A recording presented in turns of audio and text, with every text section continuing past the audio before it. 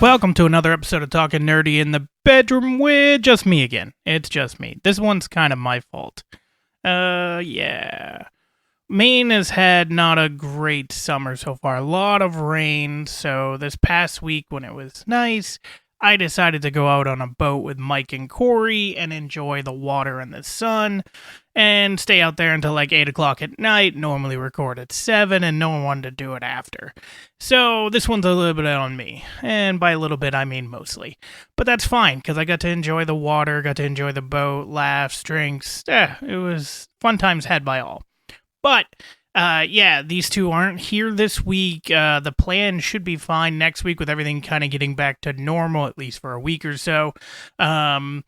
But yeah, so we'll have them next week, and I have a couple ideas for them. But this week, we're actually going to be talking about one of my favorite comedians, which is Tom Segura. He's probably my third favorite comedian of all time, and that is behind Christopher Titus. Part of Christopher Titus, besides the fact that he's still funny today, is the nostalgia factor from the 90s, from his TV show and his first few stand-up specials. I own everything. He's great. I'm hoping to see him in November when I go down to Philadelphia to visit Nick, or Philadelphia, Pennsylvania, but he's performing in Philadelphia. And yeah, hoping to see him, and he's hysterical. I've seen him once already. Got his autograph, and yeah, he's just a riot. His TV show is amazing. Everything's on YouTube, so you guys should check it out. But then right behind him, or maybe even in front of him, would be Bill Burr, because I love the rants. There's something about those rants that are just so, I don't know. They speak to me like I'm sure they do for a lot of other people. Sometimes I agree with the rant, sometimes I don't, but it never doesn't make the rant funny. Even if I'm on the completely opposite side of it, the rant is still hilarious. He's this old man that's, well, even in his earlier specials, he just still seemed like an old man yelling about things. And now that he actually is an old man, it's even funnier. And I've seen him live 2 or 3 times, and he never disappoints. I'm actually going to see him live again in September with a big group of us. I think there's like 7 or 8 of us that are going. But yeah, he's hilarious. And then we have my third favorite comedian of all time is Tom Segura. He just released a new Netflix special on July 4th. So I figured while we were waiting for these two to come back into the studio, feel like that's somebody good to talk about, because he is somebody that obviously started with doing stand-up, and he's just he's very funny. He has these stories that are hilarious that he just adds these little extra stuff to. He's been doing, he's had specials, at least on Netflix, since 2014, so almost 10 years now. And the first one was Completely Normal, then it was Mostly Stories, then Disgraceful, then Ball Hog, and the new one that just released was Sledgehammer. Roughly every 2 years, however, for this last one in 2023, which is probably COVID-wise, and that was also part of his tour, the I'm Going Everywhere tour, and he hit so many cities, so many dates and locations. It was crazy, the fact that he was able to do that all. But yeah, they're basically coming out every 2 years, which seems to be like an awesome schedule for a comedian, because you're able to go out, test your material, tweak it, and then after, 2 years, release the special and then start working on new stuff. And his just almost always kills. I don't know if there's been a time when listening to his specials that I didn't enjoy it. It's every little story from back in the day when he was just, kind of by himself, and before like he developed all these famous friendships, or before they became even deeper anyway, with like Bert Kreischer and Joe Rogan and Ari Shaffir and all these other people that he's like blew up and then became friends with. It's crazy. But he just has this ability to take a story and take you on the ride for a story. And especially because, at least in the early going, granted, he's lost a lot of weight now, but in the early going, I could definitely see myself in him. He's an overweight guy who just told stories, made people laugh, got the beard going, chunky face. I got this. So he was just every story he told. There was one, and I'll probably butcher it, so it's better if you watch on Netflix, but we're going to do it anyway. There's one where he's in a movie theater, and he hears a baby crying, and he talks to the guy, and he's like, "Are you stabbing that baby?" And the guy's like, "No, me no stab baby," because I guess he's foreign. And he's like, "Well, could ya? I'm trying to watch a movie."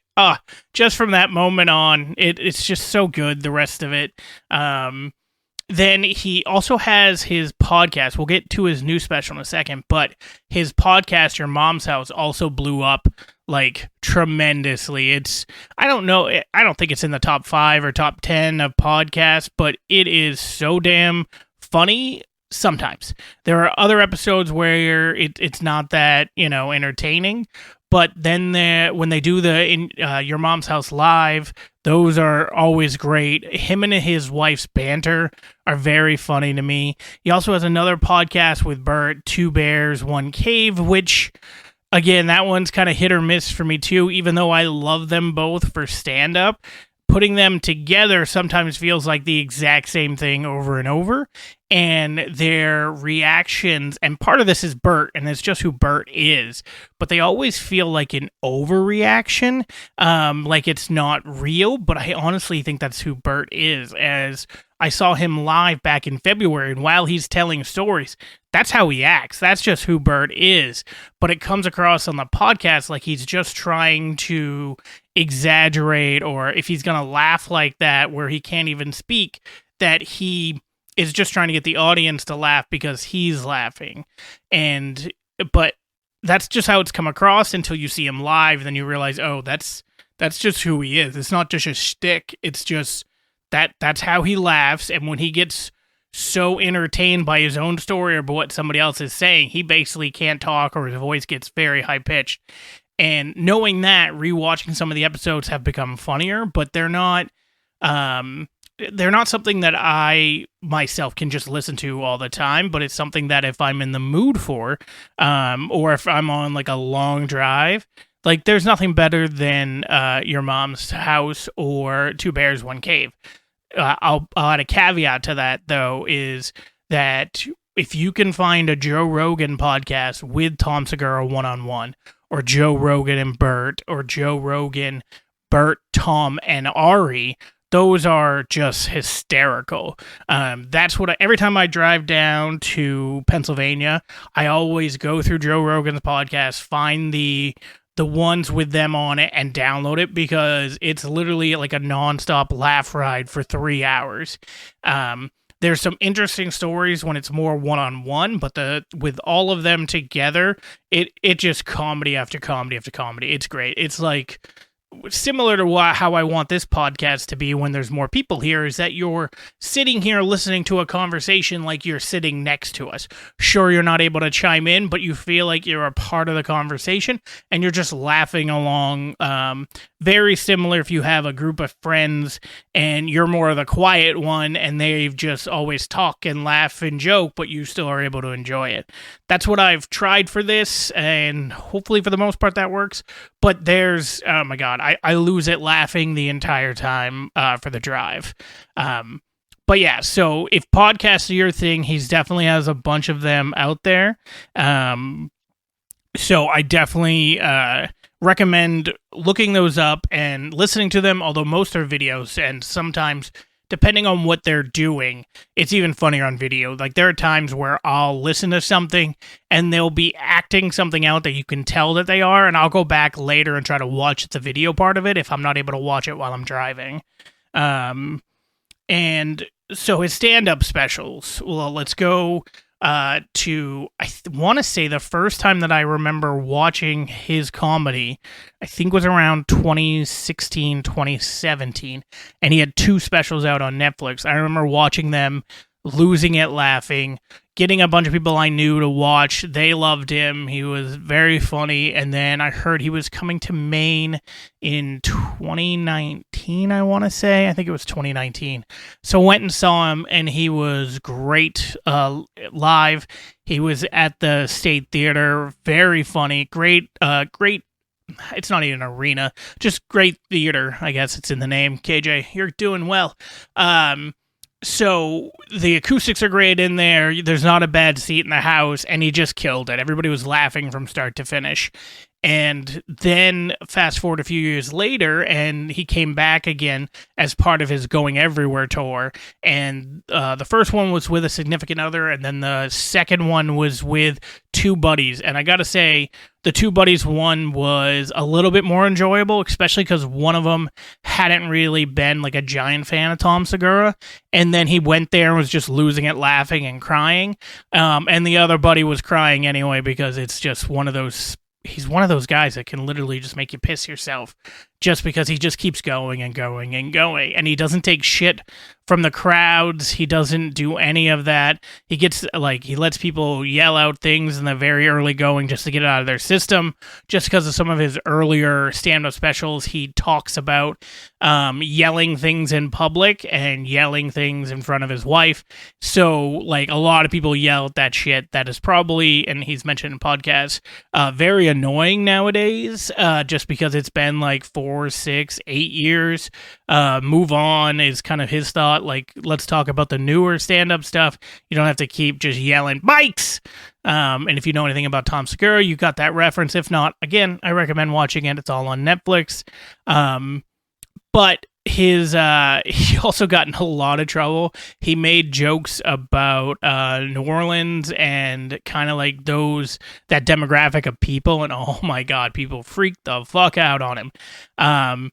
It was so funny to hear the jokes, not really think anything of them, and then to hear that like he got letters and complaints from fans or former fans or just people that are never fans from that area that were very upset for him making fun of them, which is hilarious to me because if you're a comedian, you're making fun of everything. You should be. Nothing is off limits. If something is off limits, then everything's off limits, which doesn't make any sense. Everything is intended to be a joke, but he just lays into them. It's so good. And then, and I just randomly thought of it because I mentioned about people getting mad at him. So somebody else is mad at him, which is someone that you probably won't expect unless you've listened to his podcast, is Garth Brooks. Yes, the country singer that is like known world over has been perturbed, we'll say at the very least, with Tom Segura because there is a huge conspiracy out there about people going missing around Garth Brooks concerts. And there's people that have done the research on it that kind of shows a pattern of his tour dates and people going missing. And so the theory out there was obviously that Garth is killing them and hiding bodies or something like that's going on. And Tom Segura perpetuated that conspiracy to try to just make a joke, but then it caught on, and there are so many people that will go on to like every Garth Brooks YouTube or Twitter and ask like, where are the bodies? Which is a lot, of a lot of people out there don't know this conspiracy theory, so everybody's confused by it. But like they flooded channels, they flooded videos, they flooded Twitter replies, and it's just that mass army that's behind Tom Segura is basically making Garth Brooks' PR team probably a nightmare scenario. So him and his wife have also wanted Garth to come on the podcast. I don't see that ever happening.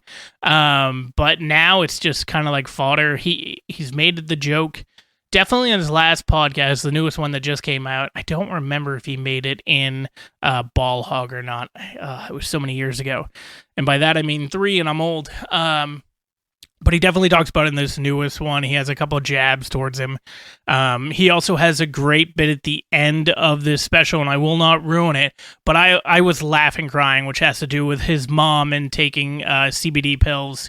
And I literally had tears rolling down my face, and it was such a good ending story that it just left you on a high. And there are some comedians that don't do well at having that last joke send you off. Like some of their earlier bits are just so much better that you're like, if you could have found a way to leave that at the end, it just would have felt, you're just leaving at that high climax, rather than like it build, climax, and then, okay, this other stuff is fine. But yeah, he has a way, especially in this newest one, to talk about a lot of things that are funny, will make you laugh or chuckle, and then at the end, just pouring it on, and the stuff that happens in his life that he's able to twist and turn to make it even more comical than what it would normally be just if you experienced. It is something that I feel like every comedian strives, I should say. Yeah, add the S, KJ. Again, we're doing good. See, this is why Corey and Mike are helpful, just because then I can make one of them talk and I can rest my voice. But that's not happening this week, so we press onward. He also has a book that came out that I have, very funny. It's called I'd Like to Be Alone, Please? Is that what it's called? I'd like to Play Alone, Please? Yeah, Play Alone, Please. Very funny. That came out last year. So he has his fingers in everything. If for whatever reason you don't like Tom Segura, and you already know who I'm talking about, another video that will make you laugh that doesn't make him laugh was he was involved in a freak accident during a slam dunk contest on a lowered hoop, where he went to dunk and just ripped everything off his knee and then landed on his arm, which shattered his arm. And there's video of this because it was him and Bert trying to make a video, and it's just so funny. He has, his reaction to it, obviously in the moment you're worried about him, but yeah, it's really funny. Especially nowadays when everything's fine, he's good to go, and all the stories he makes about it. It's so good. I will say, because it just dawned on me as I'm thinking about some of the bits from his latest special, during his Going Everywhere tour that was in Maine last, I want to say September, a lot of the material that was in the newest special, Sledgehammer, is on there. So if you did see that tour, you're going to see some familiar bits, but he did tweak some stuff and make it better. I feel like after this tour, during the tour, he had either different punchlines he was trying or different inflections to kind of workshop everything. And then by the time they recorded it, everything was kind of perfect and on, just on point.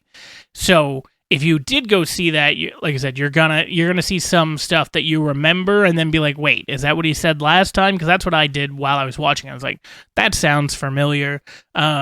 Obviously, the issue is that the special is called Sledgehammer, which, by the way, has to do with, I believe it's his penis, but had to do with his son's penis. And there's a whole bit in there, but I won't ruin it again. But you should listen. It's funny. But the tour was called Going Everywhere Tour. So if you're just thinking, oh, I went and saw this, and then he has a new special out, but Bert kind of did the same thing. I don't remember. It was something about men flashing their boobs was the name of Bert's tour.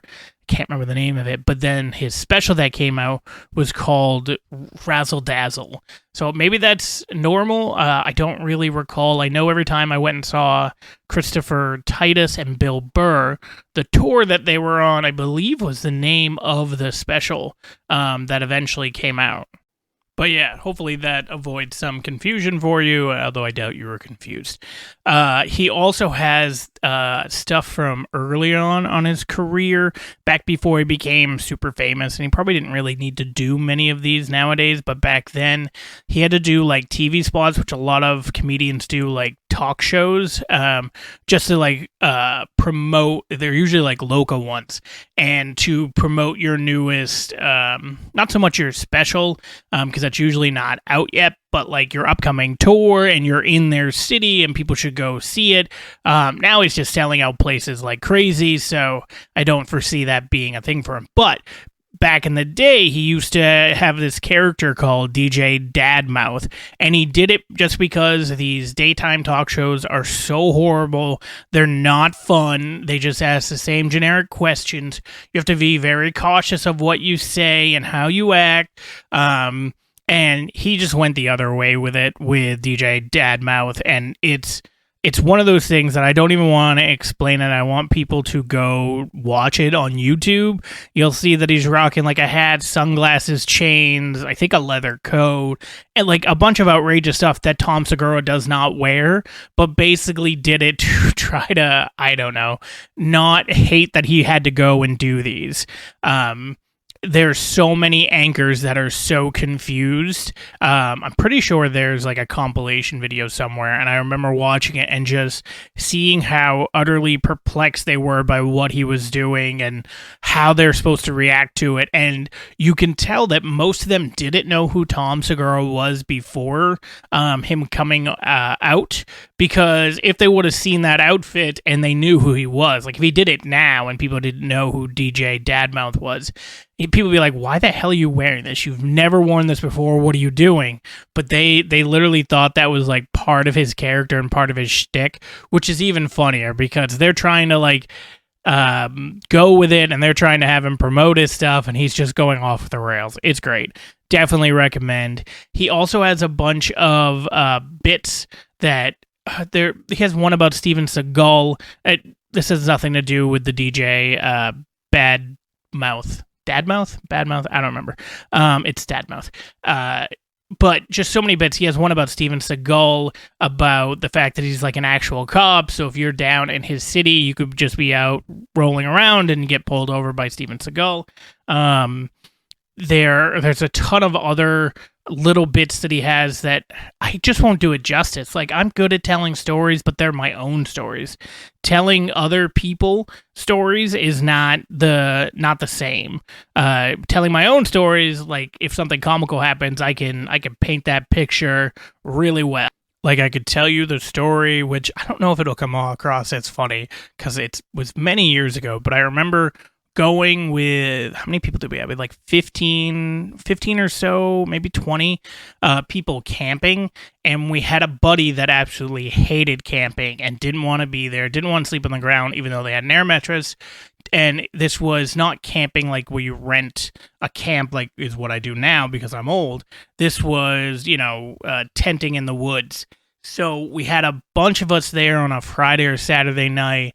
People, and it's not easy to get to, so you got to ride four-wheelers or have like an off-road vehicle that can get there, where one of them ended up actually getting stuck, which is a whole other funny story, because we get up to the giant, when I'm saying giant, like it felt like a pond in and of itself, but it was where the trail was supposed to be, and it just got so much rain and so washed out that you couldn't see how deep it was. And we had our buddy Eric, who was kept debating going, and then he gets up close to it, he puts the front two wheels in, and then he jumps out of his vehicle and he runs back to the back vehicle where we are, and he looks at us and he's like, I think the key is speed.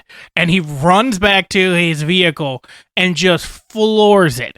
And he doesn't make it halfway. He doesn't even come close to even making it halfway. And his Jeep just sinks.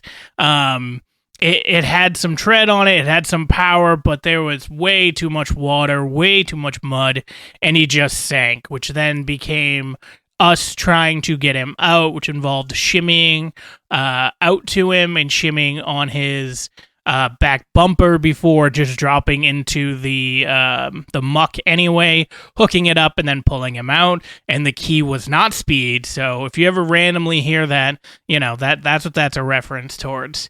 But anyway, back to the party. We were there, everybody's having a good time, everybody's drinking, laughing. I want to say we were around like 24, 25, something like that. And then we have another buddy ends up showing up who likes to be like the life of the party and wants everybody to have a good time. People aren't having a good time. He takes that like seriously, even though it wasn't his party. He just takes it upon himself to try to make sure that they have a good time. And so he just kept suggesting random things. And during this party, we had dogs there. Wow, that sounded really weird for where the story's going to go. And it's going to get weird, but it's not going to get that weird. Maybe it will. So because of that, there were dog toys there. And I don't know why this was so funny. This is, again, maybe I got to get better at telling this story. See, if I workshopped this or told it to Mike and Corey beforehand, I could probably tweak this and make this better. But we have the buddy who wants to make everything better, and he keeps suggesting things to make our buddy like enjoy himself, because literally for the last hour and a half, he's just like kind of moped around and kept saying, I hate camping, yada yada. So once my buddy starts suggesting all these things that he could do that are crazy to like, would you enjoy yourself more at the party if I did this? So one of them that he did was that he was going to deep throat a toy. And again, it sounds so weird when you tell it like this, but in the moment, it was so fucking funny. So our buddy agreed to do the thing to make the person that wasn't having a good time have a good time. And so he didn't want to do it himself because he thought that he would stop himself from actually deep-throating it. And this is someone who, at least to my knowledge, very straight. But that's neither here nor there when it comes to deep-throating a dog toy. So the bunch of people, including myself, stepped up to help him do it. And I just, at one point where he wasn't really doing it, shoved it all the way down his back of his throat. He started choking, not in a bad way, and then laughs were had by everybody while we were drinking. I probably shouldn't be telling this story, but it's fine. And then our buddy who was hating himself just screamed out, I love camping. So when you've got like 20 drunk people and doing stupid shit where everybody was safe and everybody was happy in hindsight, it just was so goddamn funny. But here again, not a stand-up comedian. So what would be funny for me, because I'm remembering the recollection of it, is not going to be the same for everybody else. So it's one of those things where I think I even said it earlier. Like, I can tell a story and make it funny. And I can usually when there's an audience, not so much me talking to a microphone hoping there's an audience, so I can't gauge a reaction and tweak things on the fly. But I feel like a Tom Segura, Bill Burr, especially Bill Burr, because he does his solo podcast. Like, I think it's twice a week, and I don't know how he can do it solo, because I'm doing this in almost 30 minutes, and I feel like I'm dying here. But anyway, like, they have that ability where they can captivate you and tell a story and tweak it and make sure that you're enjoying yourself. And take what they have in their memory and make it funny for people that weren't there. Like that story that I told, maybe you snickered, maybe you said nothing, maybe you're like, well, that's fucking stupid, which it was. But if you didn't laugh, that it kind of lends itself to my point that they're able to tweak it and change it and make like you were actually there, and because they're professionals. Me, as somebody who's not a professional, isn't fully able to do that. Again, if there was a large crowd here, because I've told this story before, and with a large crowd of people that weren't at the party, and it killed, but telling it without having any reaction or any type of idea, where sometimes you might just be telling a story and need to kill it just because you instantly know they're uninterested and there's nothing you can do to save it. There's other times where they might be uninterested, but you might have a chance to save it if you tweak some details, or your inflection changes, or you speed it up, or you slow it down. But yeah, it's really hard to do when there's nobody here, which again, I blame Mike and Corey, except that again, this is my fault, so I really blame myself. But no one's listening to this, especially those two, so they won't know that I'm saying this is my fault, and come the next podcast, I'll probably blame them. Anyway, Tom Segura, go watch his new special, Sledgehammer. He's really funny. His wife, also a comedian. I don't like her on the same level as I like Tom, but she does have some funny bits, and she's great during the podcast. But Tom himself is hilarious. His newest special is Sledgehammer. I believe all of his specials are Netflix specials, so they're on Netflix. I don't know why they would ever come off, but you never know. And then he also, his relationship with Bert, with Two Bears, One Cave. Definitely, you guys can check that out. And then just make sure that if you ever come across Garth Brooks, that you don't go alone with him, because if you do, you might go missing. Anyway, we will be back next week. I can almost guarantee next week we'll have at least 2 of us here, if not all 3. So yeah, we'll discuss something next week. I don't know. I had plans for this week, and I don't know if they're going to change for next week or not. We'll figure it out next week.